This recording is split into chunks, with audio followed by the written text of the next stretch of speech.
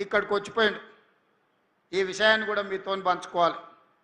Sanath Nagar MLA గారు వాళ్ళ party నాయకుడిని మనం పూర్తి చేసి ప్రారంభిస్తున్నామంటే ముందుగానే ఎట్లయినా మనం రివ్యూస్ చేసినప్పుడు టీవీలలో పేపర్లలో వార్తలు వస్తాయి.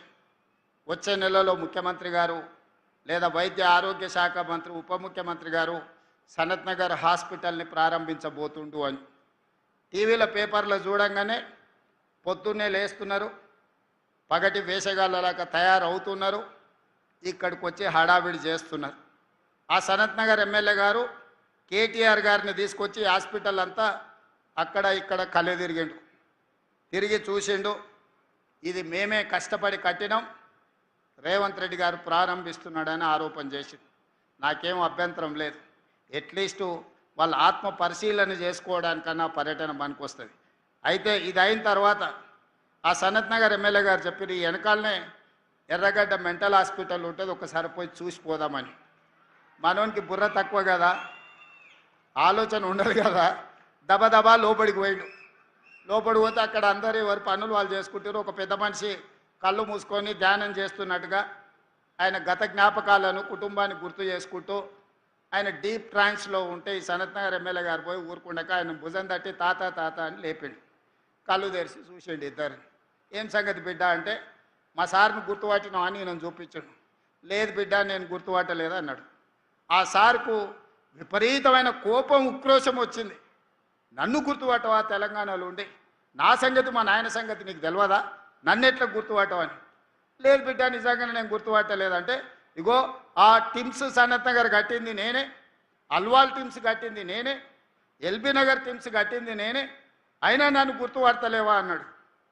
ముసలాయన నింపాదిగా, ఊకుండు బిడ్డ ఊకుండు, నేను వచ్చినప్పుడు కూడా ఈ లోపలికి వచ్చినప్పుడు చార్మినార్ నేనే కట్టినా, గోల్కొండ నేనే కట్టినా, హైదరాబాదు నగరాన్ని నేనే నిర్మించిన చెప్పేటోని, డాక్టర్లు గుర్తు పట్టిర్రు, నా తిక్క కాస్త ఎర్రిగా మారిందని కరెంటు వైర్లు పెట్టి షాక్ ఇవ్వగానే ఇప్పుడు జర్ర సోయిలకు వచ్చిన, ఇక తొందరలోనే నేను ఇంటికి పోతున్నా బిడ్డ, నీకు కూడా ఈడ చేరితే ఒక వారం ఉంటే అతను ఏమనుకుంటున్నాడంటే ఇతను కూడా ఎర్రిలేసి తిక్కతోని ఎర్రగడ్డకు వచ్చిండు అనుకొని, నీకు కూడా ఏం కాదు బిడ్డ, డాక్టర్లు మంచోళ్ళు ఉండ్రు, ఈ కరెంటు వైర్లు పెడితే వారంలో నీకు నిజం అర్థమవుతుందని చెప్పిండు. గట్లున్నది ఆయన గట్టిన అనే కథ. నువ్వు కడితే 10 ఏళ్ళు టెంకాయ కొట్టనిక రిబ్బన్ కట్ చేయనిక నీకు సమయం దొరకలేదా? నిజంగానే నువ్వు సనత్ నగర్ టిమ్స్ కట్టినా, అల్వాల్ టిమ్స్ కట్టినా, ఎల్బీ నగర్ టిమ్స్ కట్టినా, వరంగల్ హాస్పిటల్ కట్టినా, ఉస్మానియా హాస్పిటల్ కట్టినా 10 సంవత్సరాలు చంద్రశేఖర్ రావు గారే ముఖ్యమంత్రిగా ఉన్నారు, హరీష్ రావు గారు వైద్య ఆరోగ్య శాఖ మంత్రిగా ఉన్నట్టున్నాడు, లేకపోతే ఇంకొక ఆయన ఉన్నట్టున్నాడు, మీ కుటుంబమే ఉంది కదా, మీరెందుకు రిబ్బన్ కట్ చేయలేదు, మీరు ఎందుకు ప్రారంభించలేదు, ఎందుకు మీరు పేదల కోసం సేవలు అందించాలనే ప్రయత్నం చేయలేదు? ఉస్మానియాని నిర్వీర్యం చేసి కూల్చాలని మీరు ప్రయత్నం చేస్తే కొత్త ఉస్మానియా హాస్పిటల్ని మేము కట్టినాం. మీరు జీవోలు ఇచ్చి టెంకాయలు కొట్టి మీరు ఏం కట్టుకున్నారు? 1000 ఎకరాలల్లో ఎర్రవల్లిలో ఫామ్ హౌస్ కట్టుకున్నారు, ఒక్క రోజైనా ఆలస్యమైందా? జన్వాడలో 100 ఎకరాలలో ఫామ్ హౌస్ కట్టుకున్నావు నువ్వు, విలాసవంతమైన ఫామ్ హౌస్, వైట్ హౌస్ కూడా పనికిరానంత గొప్ప ఫామ్ హౌస్ కట్టుకున్నావు, ఒక్క రోజైనా ఆలస్యమైందా? మీ చెల్లెలు శంకర్పల్లిలో ఫామ్ హౌస్ కట్టుకుంది, ఎప్పుడైనా ఆగిందా? మీ బావ మొయినాబాద్లో ఫామ్ హౌస్ కట్టుకున్నాడు, ఎప్పుడైనా ఆగిందా?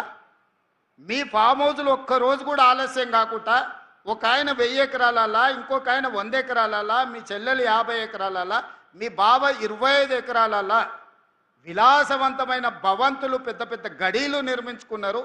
సరైన సమయంలో అవి పూర్తయినాయి.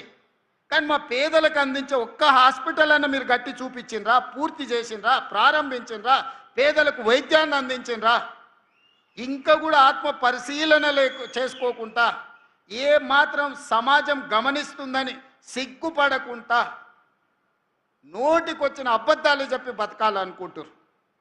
తెలంగాణ ఉద్యమం అప్పుడు రాష్ట్ర సాధన కోసం మీరు ఎన్ని అబద్ధాలు చెప్పినా, ఎన్ని తప్పులు చేసినా ఆ ప్రొఫెసర్ కోదండరామ్ గారి ముఖం చూసి మేము అందరం ఊరుకున్నాం. ఇప్పుడు అట్లాంటి పరిస్థితి లేదు. దయచేసి మీ ఆలోచనలు, మీ బుద్ధి మారాలి.